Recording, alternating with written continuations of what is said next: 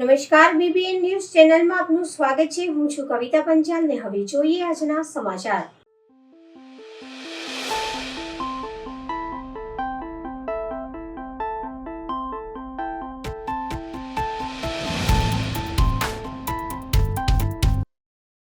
રાત્રિના સમયે કારેલીબાગની વર્ધમાન સોસાયટીમાં મગરની એન્ટ્રી। વિશાળ મગરે રહીશોના જીવ તાળવે ચોંટાડ્યા। વન વિભાગે જહેમત ઉઠાવી મગરને રેસ્ક્યુ કર્યો। વિશ્વામિત્રી નદીમાંથી નીકળીને મગર સોસાયટીમાં પ્રવેશ્યો। સોસાયટીની વચ્ચોવચ્ચ મગરે અડીંગો જમાવ્યો। 6.5 ફૂટ લાંબો મગરે સોસાયટીમાં દહેશત ફેલાવી હતી। મોડી રાત્રે વડોદરાની સોસાયટીમાં ખુખાર મગરની એન્ટ્રી જોવા મળી હતી।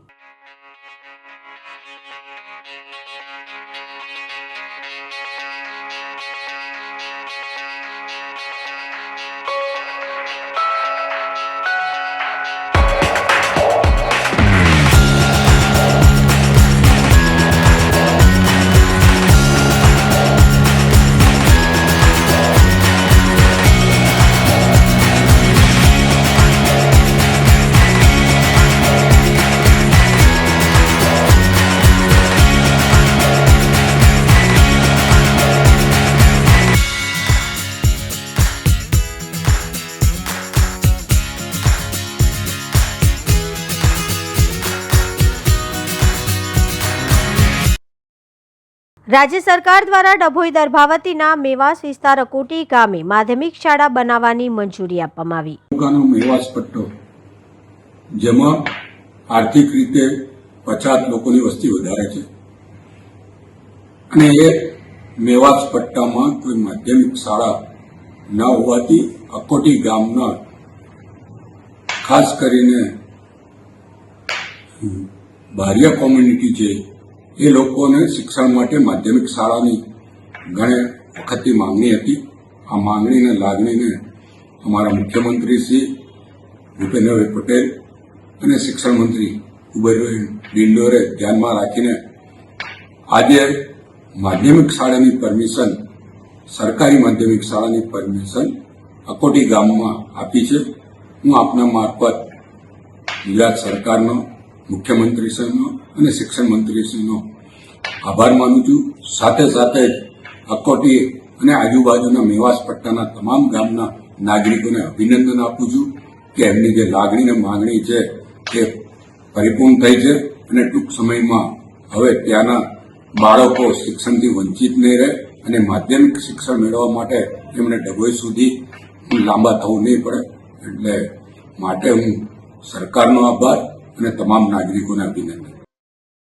કૃષ્ણનગર પ્રાથમિક શાળા ખાતે ગોહિલ ભાવિકભાઈ સુરેશભાઈ તેમજ તેમના મિત્રો દ્વારા નિઃશુલ્ક ટ્રાયકલર હોસ્પિટલ તેમજ બરોડા હાર્ટ એન્ડ રિસર્ચ સેન્ટરના ડોક્ટરો તેમજ તેમના સ્ટાફ દ્વારા મેડિકલ કેમ્પનું આયોજન રાખવામાં આવ્યું હતું, જેની અંદર ખૂબ મોટી સંખ્યામાં ગ્રામજનોએ લાભ લીધો હતો। જેની અંદર ગામના આગેવાનો ગોહિલ જસવંતસિંહ, ગોહિલ ગુમાનસિંહ, શાળાના આચાર્ય સાહેબ શ્રી બળવંતસિંહ ગોહિલ વગેરે આગેવાનો હાજર રહ્યા હતા। આજરોજ ચોકારી તાલુકો પાદરા જિલ્લો કૃષ્ણનગર પ્રાથમિક શાળાની અંદર નિઃશુલ્ક ટ્રાયકલર હોસ્પિટલ, બરોડા હાર્ટ ઇન્સ્ટિટ્યૂટની સહયોગથી તબીબી તપાસ માટે કેમ્પ રાખવામાં આવેલો હતો, જેમાં આજુબાજુના ગામના પણ નાગરિકોએ લાભ લીધો અને ડૉક્ટર સાહેબે પણ સારી એવી સેવા પૂરી પાડી। એ બદલ ચોકારી ગામ કૃષ્ણનગર ના તમામ ગ્રામવતી તમામ ડોક્ટર સાહેબનો ખૂબ ખૂબ આભાર।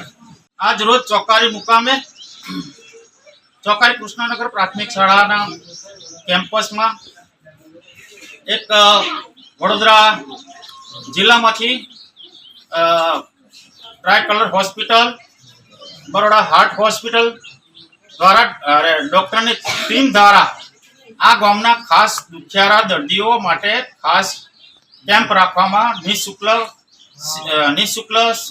ફીથી કેમ્પ રાખવામાં આવેલ છે। જે કેમ્પમાં સારી એવી ફ્રી ઓફમાં તપાસ કરવામાં આવી છે। હાર્ટની તપાસ, જેમાં કે ઇકો નિઃશુલ્ક સેવાથી વડોદરા હોસ્પિટલમાં કરવામાં આવશે। ECG, પછી ફ્રેક્ચર, હાડકાનું, બીપી નોર્મલ બધી તપાસ મફત કરવામાં આવી છે અને અહીંથી ફાઇલ જે આપવામાં આવે છે અને તબીબી સેવાએ જે સૂચન કર્યું છે અને ત્યાં હોસ્પિટલમાં આપણા ગામના દર્દીઓ ત્યાં પહોંચશે તો ઘણી બધી સેવાઓ મફતમાં અથવા વ્યાજબી ભાવે દુખિયારાના દુઃખની સેવાઓ ત્યાં કરવામાં આવશે એવો સહયોગ અમારા ગામને આ રવિવાર હોવા છતાં પણ અમારા ગામને આવી સેવા આપી છે એટલે આ ડૉક્ટર ટીમને તથા અહીંના આયોજક ભાઈ આપણે ચોકારી કૃષ્ણનગર ના ભુવાજીએ અને ગામના અગ્રગણ્ય કાર્યકરો સૌ અને શાળાના આચાર્યએ બધાએ સૌ ભાગીદારીથી આ લોકોનું સ્વાગત કર્યું છે અને આ લોકોએ ખૂબ આપણા દર્દીઓને ખૂબ સેવા આપવાની બાંયધરી પણ આપી છે તો દર્દીઓ ત્યાં પહોંચે અને આ લાભનો આ તકનો આ સમયનો તકનો લાભ લે તો ખાસ આપણા ખર્ચમાં ઘટાડો થશે અને આ ડૉક્ટરોને અને સૌ ટીમને ખૂબ ખૂબ આપ સૌ વતી અને ગામ વતી હું એમને ખૂબ ખૂબ આભાર માનું છું અને ખૂબ ખૂબ અંતરપૂર્વક મારા એમને આભાર વ્યક્ત કરું છું. જય હિન્દ. ગણેશ મંડળોના હોદ્દેદારો સાથે પોલીસ કમિશનર નરસિંહા કુમારની બેઠક. ગણેશ મંડળોને જરૂરી સૂચન આપતા પોલીસ કમિશનર ડીજેની પરવાનગી મળશે પરંતુ નિયમોને ફોલો કરવા પડશે. 2024ના રોજ ગણેશ ચતુર્થીનું ઉજવણી થનાર છે. વડોદરા શહેરમાં ગણેશ ચતુર્થી ધૂમધામથી ઉજવાય છે અને 10 દિવસ ચાલનાર આ કાર્યક્રમ 17મીએ શ્રીજીનું મૂર્તિનું વિસર્જન સાથે સંપૂર્ણ થાય છે. તો વડોદરા શહેર પોલીસ તરફથી આ તહેવાર અંગે કેટલાક પ્રકારના સુરક્ષા વ્યવસ્થાઓ ગોઠવીએ છીએ અને ભાગરૂપે લાંબા સમયથી આપણા પ્રેપરેટરી વર્ક ચાલી રહ્યું છે. તો શરૂઆતથી જ આપણે જે મૂર્તિ કલાકારો છે એમને જે કંઈ સૂચનાઓ આપવાના હતા અને આયોજકોને જે કંઈ ઇન્સ્ટ્રક્શન અને થિંકલના મુદ્દાઓ હતા તે અંગે પણ આપણે ચર્ચા કરી છે.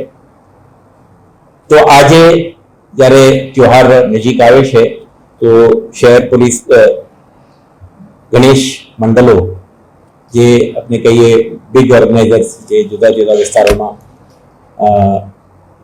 સોસાયટીઓમાં ગણેશ સ્થાપના કરીને સાર્વજનિક દર્શન માટેનું આયોજન કરે છે એવા આયોજકો લગભગ શહેરમાં 232 પંડાલ છે અને અન્ય કેટલાક લોકો લાયસન્સ મેળવીને આ તહેવારનું આયોજન કરે છે.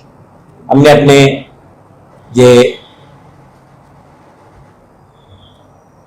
પોલીસ વિભાગ તરફથી એમને સુરક્ષા સંબંધિત મુદ્દાઓ, પોલીસ અને ઓર્ગેનાઇઝર વચ્ચેના સંકલનના મુદ્દાઓ અને પૂર્વ તૈયારીના ભાગરૂપે અત્યારથી કરવાના કેટલાક મુદ્દાઓ અને જ્યારે સ્થાપના થાય છે ત્યાંથી દર્શનાર્થીઓના સુરક્ષા અને એમના હિતને ધ્યાને રાખીને મહિલાઓ, વરિષ્ઠ નાગરિકો, બાળકો, દિવ્યાંગો દર્શન માટે આવે તો એમને જે વોલન્ટિયર્સ આપણે કહીએ સ્વયંસેવકોને રાખીને દર્શન વગેરેના આયોજન માટેની સૂચના અને સાથે સાથે વિસર્જન વખતે જે નિર્ધારિત કૃત્રિમ તળાવોમાં જ વિસર્જન કરવા માટેના સૂચનાઓ આપવા આજે ચર્ચા કરી છે.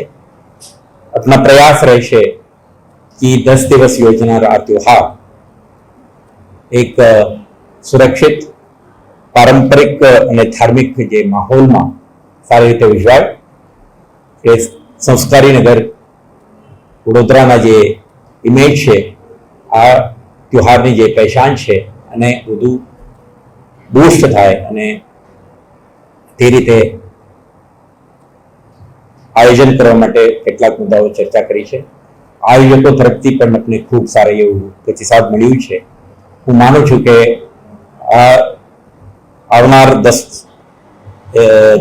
ગણેશ ચતુર્થીના 10 દિવસો સરસ રીતે ઓર્ગેનાઇઝરો તરફથી જે મૂર્તિ કલાકારોને ઓલરેડી આપણે ડાયલોગ કરી છે તો અન્ય સ્ટેક હોલ્ડરો સાથે સંકલનથી અને જિલ્લા પ્રશાસન, મ્યુનિસિપલ કોર્પોરેશન અને એમના પણ સાથ સહકારથી એક સુંદર માહોલમાં, શાંતિપૂર્ણ માહોલમાં ધાર્મિક અને આધ્યાત્મિક જે એમના જોડાયેલું જો કલ્ચરલ કન્ટેન્ટ સાથે જોડાયેલું આ તહેવારનું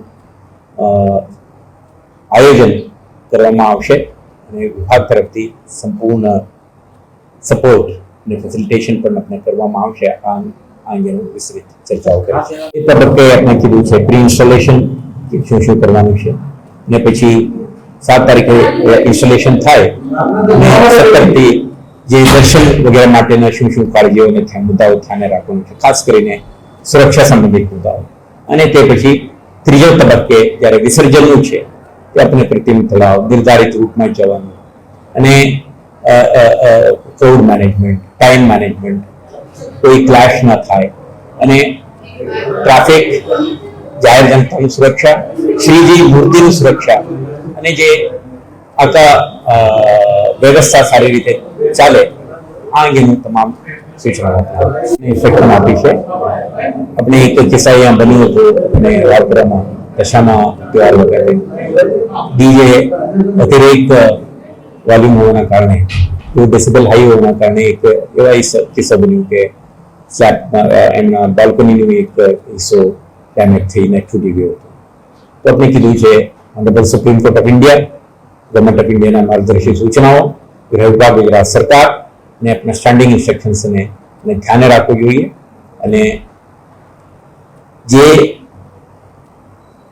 સાઉન્ડ લિમિટ છે પોલ્યુશન કંટ્રોલના અંદર અધીનમાં રહીને તહેવાર સુંદર રીતે સંપન્ન થાય તે માટે traditional musical instrument, limited volume આ બધું રાખો તો આપણે સંસ્કારી નગરી તરીકેને આપણા જે ઓળખ છે કાયમ રહે અને આપણા બ્રાન્ડ ઇમેજમાં બૂસ્ટ થાય અને એક ધાર્મિક લાગણી અને એક કલ્ચરલ માહોલ અને કન્ટેન્ટ સાથે આ તહેવાર સાચી અર્થમાં ઉજવાય. આ માટે આપણે પોલીસ વિભાગમાં તેમનું એક ભૂમિકા ભજવવા માંગે છે અને આયોજકોના સાથે આપણે મળીને આ સંપર્ક કરાવીશું. વિશ્વાસ દરેક ધર્મના તહેવારો થતા હોય છે, એમાં ડીજે ના પરમિશન પણ ગણપતિમાં કેમ બેન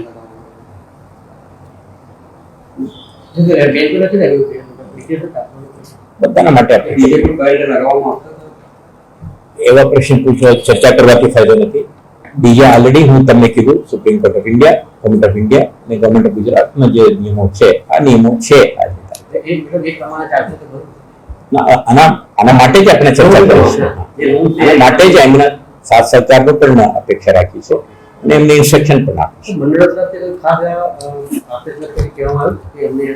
મંડળો આપણે ઇનિશિયેટિવને એપ્રિશિએટ પણ કરી છે. એકાદ મુદ્દા બાબતે ચર્ચા કરવામાં માંગે છે. આ અંગે આવતીકાલે આપણે ફરીથી મળીશું. એક્રોસ ટેબલ આપણે ચર્ચા કરીને નિર્ણય પર આવીશું. એવો કોઈ કોન્ફ્લિક્ટિંગ ઇસ્યુ કોઈ આજે નથી અને મને વિશ્વાસ છે કે આપણે ડાયલોગ પ્રોસેસથી, ચર્ચાના માધ્યમથી અને સંવાદથી જે કોઈ નાના મુદ્દા, કોઈ સ્થાનિક પ્રશ્નો ઉપસ્થિત થાય તો આપણે દૂર કરીશું. કોઈ ઘર્ષણના કે કોઈ વિવાદના પ્રશ્નો ઉપસ્થિત થયા નથી. સારા એવા માહોલમાં આપણે ચર્ચા કરીશું. ખાસ કરીને વિસર્જનના દિવસે પોલીસ અને ડીજે વચ્ચે જે ઘર્ષણો થાય છે એ બાબતે ચર્ચા વિચાર કરો. આ બધું ના થાય તે માટેનો જ પ્રયાસ છે. આપણે એડવાન્સ પ્લાનિંગ અને એમને કીધું કે સ્ટેક હોલ્ડર પાર્ટિસિપેશન અને કોઓપરેશન. તો આપણે મૂર્તિ કલાકારો સાથે વાત કરી. આપણે જ્યારે તમે જોયો હશે રથયાત્રા વગેરે વખતે પણ મ્યુનિસિપલ કોર્પોરેશન, અન્ય સ્ટેક હોલ્ડર સાથે પણ આપણે જે કરવાના હતા આ પણ કરી છે, આ વખતે પણ કરીશું. અને સાથે સાથે જે true spirit of the festival આને ધ્યાને રાખીને સરસ રીતે જે પારંપરિક રીતે ઉજવતા ફેસ્ટિવલ સંપન્ન થાય તે માટેનું તમામ ઇન્સ્ટ્રક્શન આપે છે. નર્મદા ડેમ 134.75 મીટર પર પહોંચી નર્મદા ડેમના 9 દરવાજા ખોલવામાં આવ્યા. નર્મદા ડેમ 87% ભરાયો. સરદાર સરોવર ડેમના દરવાજા ખોલાતા ડેમનો નજારો જોવા માટે પ્રવાસીઓનો ધસારો. સરદાર સરોવર નર્મદા ડેમની સપાટીમાં ધરખમ વધારો. ઉપરવાસમાં 3,60,629 ક્યુસેક પાણીની આવક. નર્મદા ડેમમાં 3,823.60 મિલિયન ક્યુબિક મીટર લાઈવ સ્ટોરેજની પાણી. નર્મદા ડેમ મહત્વ સપાટીથી માત્ર 4 મીટર દૂર ડેમની મહત્વની સપાટી 138.68 મીટર છે. ગેટમાંથી 1.50 લાખ ક્યુસેક પાણી છોડવામાં આવી રહ્યું છે. પાણી છોડતા નર્મદા નદી કાંઠા વિસ્તારમાં આવતા ગામોને એલર્ટ કરવામાં આવ્યા છે. નર્મદા, ભરૂચ અને વડોદરાના કાંઠા વિસ્તારના ગામોને એલર્ટ. જ્યારે નર્મદા ડેમમાં ખોલતા પ્રવાસીઓને ડેમનો નજારો જોવાનો લાવો મળ્યો હતો. ગાંધીના ગુજરાતમાં દારૂબંધી માત્ર કાગળો ઉપર. હાલોલના મસવા CIDC ઔદ્યોગિક ગોડાઉનમાંથી વિદેશી દારૂના જથ્થા સાથે 3ની અટકાયત.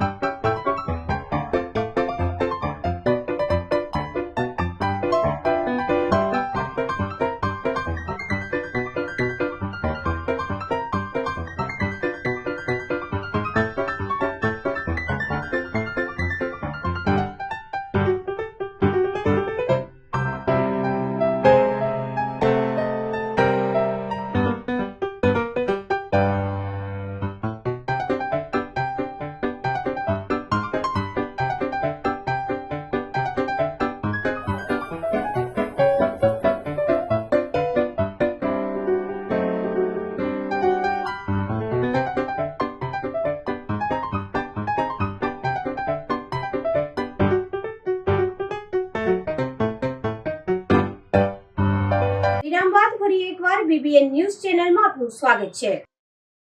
નશાની હાલતમાં યુવકે કાલા ઘોડાની સામે બાજુની રેલિંગ તોડી। વડોદરા શહેરમાં દિવસે ને દિવસે હિટ એન્ડ રનના બનાવ બનતા રહે છે। તેવામાં વધુ એક અકસ્માત ગઈકાલે કાલા ઘોડા પાસે સર્જાયો, જેમાં મળતી માહિતી અનુસાર વારસિયા વિસ્તારનો રવિ સિંધી નામનો યુવક વારસિયાથી સ્ટેશન તરફ જઈ રહ્યો હતો। તે સમયે ફૂલ સ્પીડથી ચાલતી ગાડીનું સ્ટીયરિંગ પર કાબુ ગુમાવતા આખું સર્કલ ફરીને ફતેગંજ જવાના માર્ગ બાજુ આવેલ રેલિંગમાં ધડાકાભેર ભટકાઈ હતી અને ગાડી અને રેલિંગ ભારે નુકસાન થવા પામ્યું હતું। સયાજીગંજ પોલીસે ગાડીમાં તપાસ કરતા ગાડીમાંથી એક દારૂનો ક્વાર્ટર પણ મળી આવ્યું હતું। ગાડીના માલિક રવિ સિંધીની સયાજીગંજ પોલીસે ધરપકડ કરી વધુની તપાસ હાથ ધરી છે। સદનસીબે કોઈ જાનહાનિનો બનાવ નથી બન્યો, પણ જોવાનું એ રહેશે કે પોલીસ દ્વારા આવા ખુલ્લેઆમ ફરતા યમરાજો પર કેવી રીતે એક્શન લેવામાં આવશે।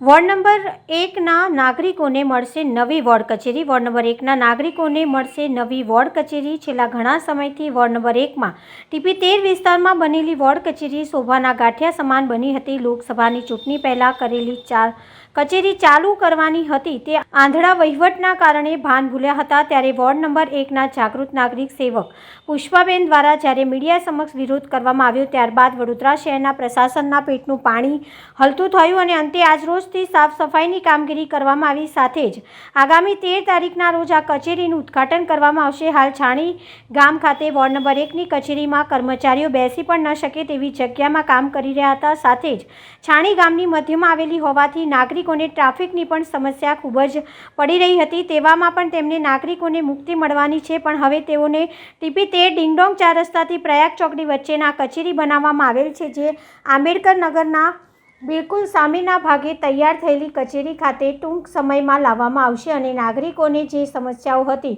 તે વોર્ડ નંબર 1 ખૂબ મોટો વિસ્તાર છે અને તેમાં પણ ગામના છેવાડામાં નાગરિકોને ધક્કા ખાવા પડતા હતા, પણ હવે તમામ નાગરિકોને ધક્કામાંથી પણ રાહત મળશે, કેમ કે વોર્ડ નંબર 1ના મધ્યમાં જ આ કચેરી બનીને તૈયાર છે। ઇલેક્શન વોર્ડ નંબર 1ની કચેરી નવી બનીને તૈયાર હતી લોકસભા ચૂંટણી પહેલાં, પરંતુ શાસકો દ્વારા એને લોકો માટે લોકોના કામ અર્થે ખુલ્લી મૂકવામાં કંઈક ને કંઈક ઉદાસીનતા હતી।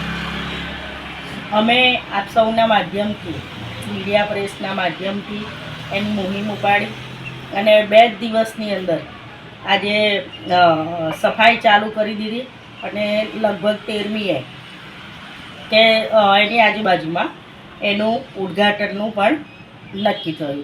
એ જ બતાવે છે કે મીડિયા પ્રેસ એ આ દેશની ચોથી જાગીર છે અને એ ના દ્વારા જે પણ કંઈ સમાચાર પ્રસારિત થાય છે એનું પરિણામ અવશ્ય મળતું જ હોય છે।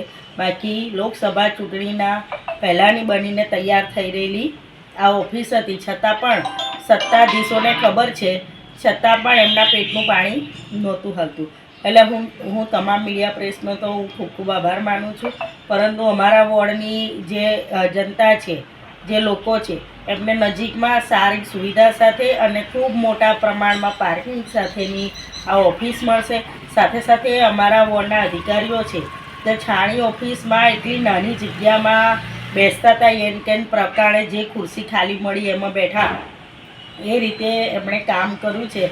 એમણે ખૂબ સ્ટ્રગલ કર્યું છે, એમને પણ અમે અભિનંદન આપીએ છીએ।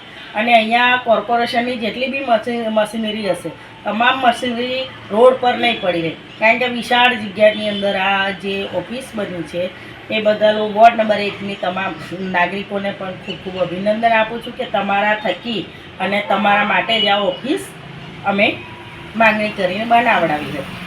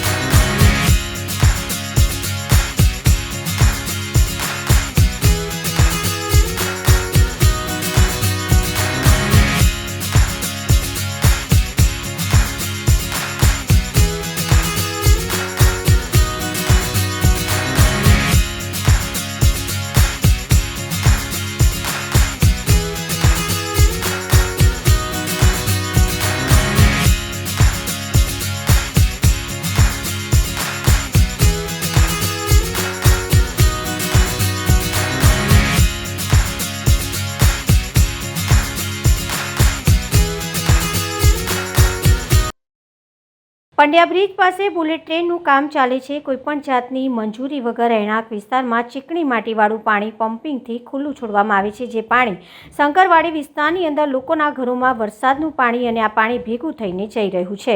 બુલેટ ટ્રેન પ્રોજેક્ટનું અહીંયા કામગીરી ચાલી રહી છે.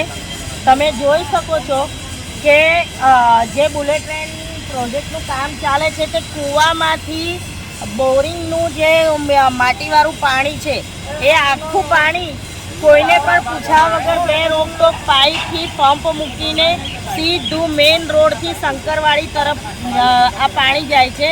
શંકરવાડીના અમારા સ્થાનિક રહીશોના ઘરોમાં માટીવાળું ચીકણું પાણી ગયું છે.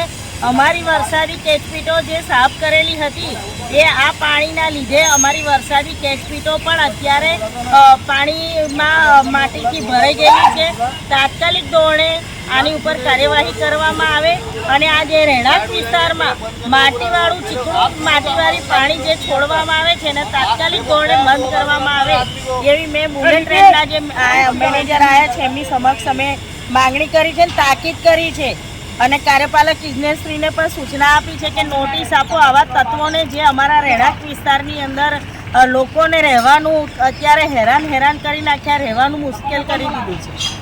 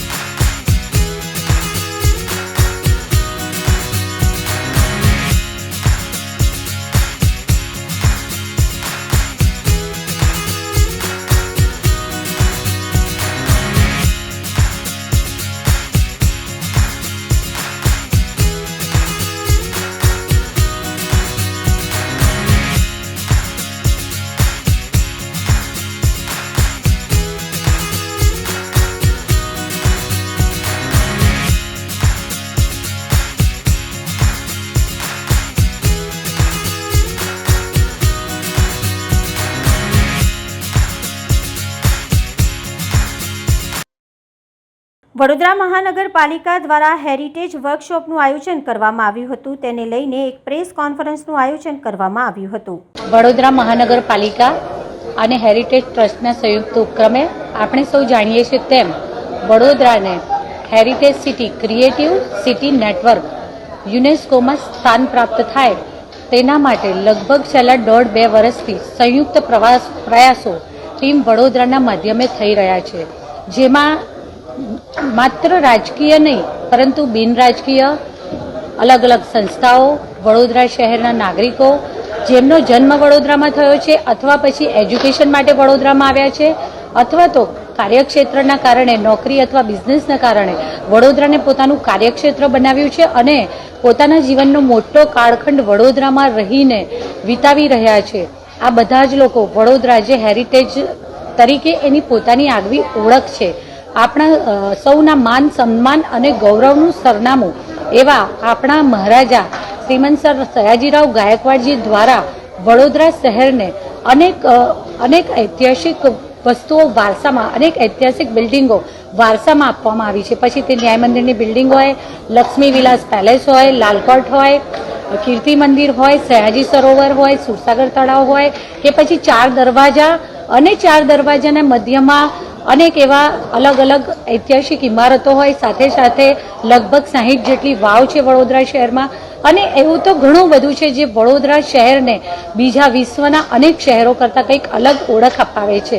ત્યારે આપણે પણ યુનેસ્કોમાં જ્યારે આપણા ગુજરાતના ગરબાને ઇન્ટેન્જિબલ હેરિટેજ તરીકે જ્યારે સ્થાન પ્રાપ્ત થયું, ત્યારે ચોક્કસ ક્યાંક ને ક્યાંક સમગ્ર દેશના દરેકે દરેક નાગરિકની આંખોમાં એક સ્વપ્ન હતું કે આપણું શહેર, આપણા શહેરની કોઈ વસ્તુ, આપણા શહેરની કોઈ સ્પેશિયાલિટી, પછી તે એજ્યુકેશન હબ હોય કે પછી હસ્તકળા અને ફોક કલા હોય, ફોક આઇટમ્સ હોય કે પછી અલગ અલગ જે બિલ્ડિંગ્સનું સ્ટ્રક્ચર વાઇઝ હોય, અથવા તો ઇટ મે બી મ્યુઝિક પણ હોઈ શકે, સંગીત પણ હોઈ શકે. તો આ હતા આજના સમાચાર. આવતીકાલે ફરી મળીશું આ ચેનલ પર આ સમય. ત્યાં સુધી સમગ્ર બીબીએ ન્યૂઝ ચેનલની ટીમને રજા આપશો. નમસ્કાર.